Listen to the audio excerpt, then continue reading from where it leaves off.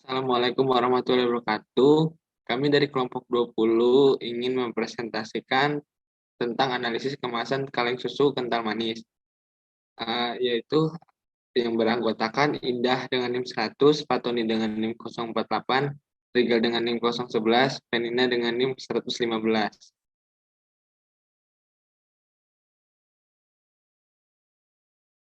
Apa itu susu kental manis? Susu merupakan makanan alami yang hampir sempurna karena mengandung sebagian besar nutrisi penting seperti protein, kalsium, fosfor, vitamin A, dan B1. Selain kadar kalsium yang tinggi, laktosa dalam susu membantu susu untuk diserap ke dalam saluran pencernaan, sehingga susu merupakan sumber kalsium terbaik. Terdapat beberapa jenis susu yang beredar di pasaran, salah satunya adalah susu kental manis. Menurut Standar Nasional Indonesia atau SNI, susu kental manis adalah suatu produk yang dikonsumsi oleh banyak usia, mulai dari anak-anak, remaja, dan dewasa. Produk ini berbentuk cairan kental yang didapat dengan cara menghilangkan air dari susu segar dan gula yang dicampur atau dilarutkan tanpa campuran atau tambahan bahan pangan yang lain. Kemasan. Kemasan merupakan suatu bentuk kegiatan yang berkaitan dengan desain dan produk, sehingga kemasan ini dapat berperan untuk melindungi produk di dalamnya. Kemasan dibagi menjadi tiga bagian. Pertama, kemasan primer, kemasan yang bersentuhan langsung dengan produk. Kemudian kemasan sekunder, yaitu kemasan yang tidak berinteraksi langsung dengan produk. Dan terakhir, kemasan tersier, yaitu kemasan yang digunakan untuk shipping dan book handling. Pada produk amatan kelompok kami, yaitu Suspension Flag. Dalam pengemasannya, produk ini menggunakan kemasan kaleng sebagai kemasan primer. Beberapa jenis material yang digunakan dalam kemasan kaleng tersebut adalah tin free steel, aluminium, dan tin flat. Hal yang kurang disetujui dari kemasan kaleng. Kami kurang setuju dengan karakteristik kemasan dalam kaleng dikarenakan kaleng yang terbuat dari logam atau paduan logam bukan merupakan bahan yang inert. Hal ini dapat menyebabkan unsur-unsur logam terlepas dan masuk ke dalam makanan ataupun minuman kaleng. Di antara unsur-unsur yang dipancarkan, logam berat seperti timbal, besi, timah, kadmium, dan seng dapat berbahaya bagi kesehatan. Bahkan, pada kadar yang rendah, keberadaan logam-logam tersebut akan menimbulkan resiko bagi kesehatan konsumen, dan logam berat akan menumpuk di dalam tubuh secara bertahap, meningkatkan kadarnya dan sangat berbahaya bagi kesehatan konsumen.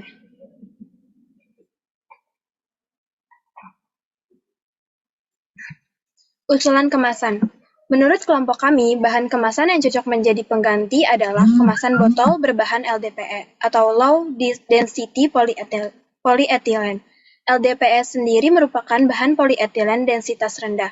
Jenis plastik ini dapat diidentifikasikan dengan kode resin atau nomor daur ulang 4.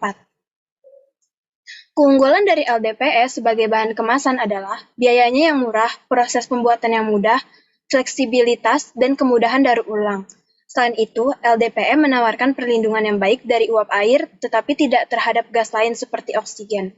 LDPE juga sangat tahan terhadap bahan kimia, tetapi larut dalam benzena dan tetraklorokarbon.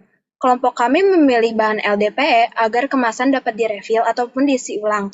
Dengan penggunaan refil tersebut, sampah kaleng akan berkurang karena kemasan kaleng tidak bisa diurai secara alami atau proses biologi. Hal ini dapat membuat kelestarian lingkungan lebih terjaga.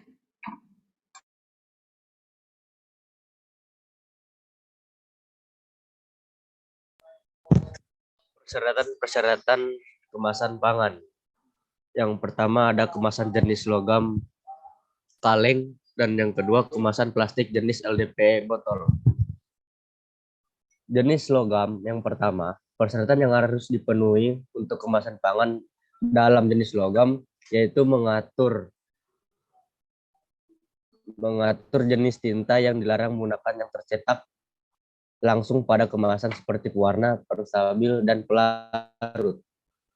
Zat kontak pangan yang diizinkan digunakan dengan persyaratan batas migrasi. Berikut fungsi zat kontak pangan yang diizinkan dengan persyaratan batas migrasi yaitu pemelatis, antioksidan, antistatik, penstabil, katalis, degradan, perekat, carrier for colorants, dan lain-lain. Jenis plastik untuk persyaratan kemasan berbahan dasar plastik yaitu zat kontak pangan yang dilarang digunakan dalam kemasan pangan Plastik adalah pewarna, penstabil, pemelapis, perekat, karing, agen, dan antioksidan. Zat kontak pangan tanpa persyaratan atas migrasi. Berikut beberapa fungsi zat kontak pangan dalam kemasan plastik adalah bahan anti kempal, anti korosi, anti mikroba, pengawet, bahan anti statik, bahan anti halang, bahan pembebas bahan, dan lain-lain.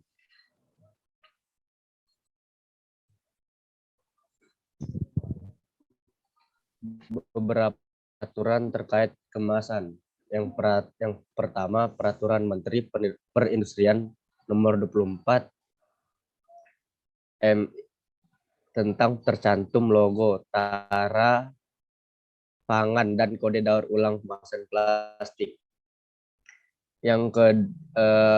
Tentang percantuman tara pangan dan kode daur ulang kemasan plastik. Peraturan ini diwajibkan pada setiap kemasan dengan plastik yang berasal dari hasil produksi dalam negeri atau impor. Yang kedua, Peraturan Menteri Lingkungan Hidup Republik Indonesia Nomor 2 Tahun 2014 tentang pencantuman logo ekolabel.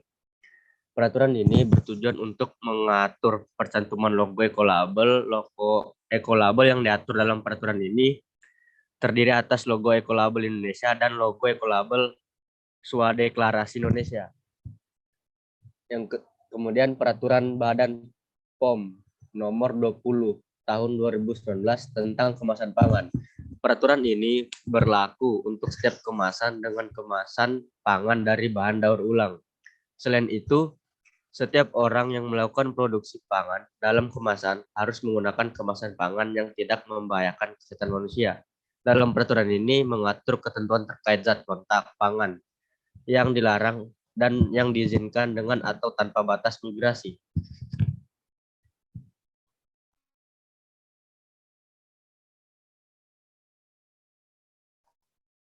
Efek kemasan pada produk kelestarian lingkungan. Dalam hal kelestarian lingkungan dan semangat sustainability, material kemasan yang digunakan oleh Fashion Flex sudah sangat sesuai karena pihak produsen tersebut telah melakukan metode recycle atau daur ulang. Dengan dilakukannya recycle atau daur ulang, maka membuat pencemaran lingkungan berkurang karena dapat mengurangi sampah kemasan produk tersebut. Next. Mekanisme daur ulang yang diterapkan produsen. Pertama, kemasan bekas pakai dikumpulkan, lalu kemasan bekas disortir dan disimpan, kemudian didaur ulang di pabrik pengolahan, lalu bahan baku baru siap digunakan untuk dijadikan beragam produk kebutuhan sehari-hari. Pengumpulan kemasan bekas pakai sebagai sebuah ajakan bagi masyarakat untuk memulai perubahan kecil guna memberi dampak besar pada kelestarian bumi di masa mendatang.